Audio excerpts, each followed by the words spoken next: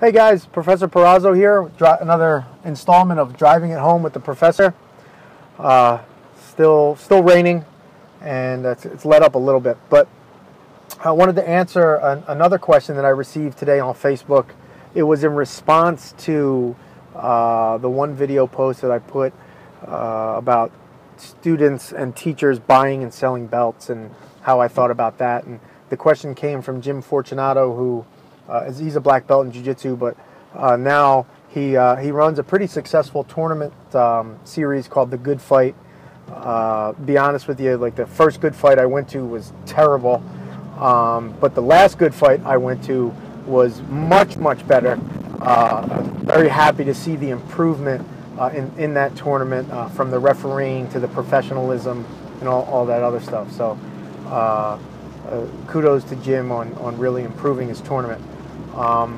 So his question was, and it directly relates to tournaments and tournament jiu-jitsu and submission grappling, is what about instructors that do the opposite of selling belts, that they hold students back simply because they want them to win tournaments?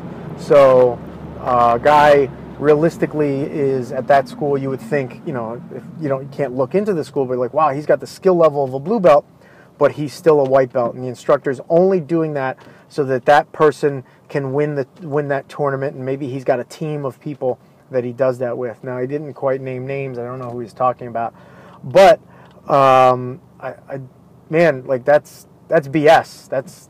To me, that's cowardly from an instructor's standpoint. You want as a coach, you want your students to win, right, and your competitors to win, but you don't want them winning.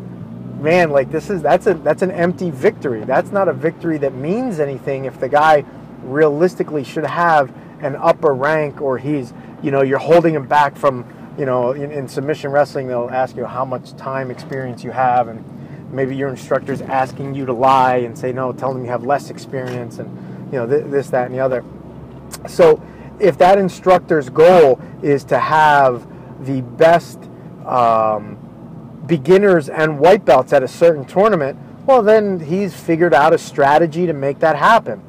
So what he runs the risk of is people saying, hey man, you're a liar, your students should be this, or they are that, and you're telling them to switch their belts and put white belts on, or purple belts to put blue on. And it's not the first time I've heard of instructors holding people back, or competitors, even worse, kind of, if they're a brown belt, they'll put a purple belt on, and things like that.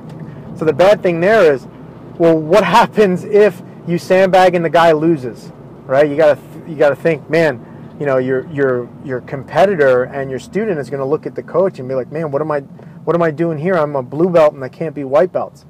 And the other thing is, what kind of satisfaction do you get out of it as a coach from holding somebody back?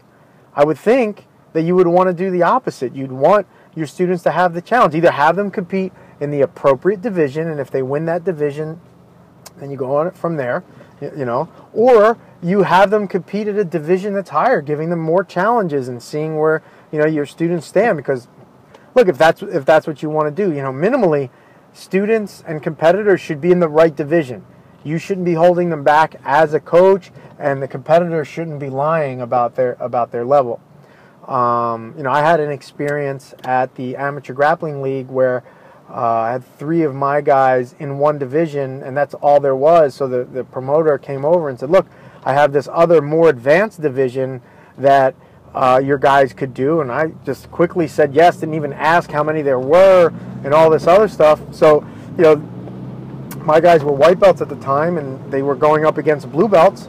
And they were matched up. Each of them had a single match against a blue belt, and then they beat every single blue belt. So I was happy. That was, for me, that was a good thing for them, that we decided, hey, let's bump it up. Let's give you everything to gain, nothing to lose. We got a great experience out of it. All 3 guys won. It was a small tournament, but still, they all, we closed out the bracket, first, second, and third.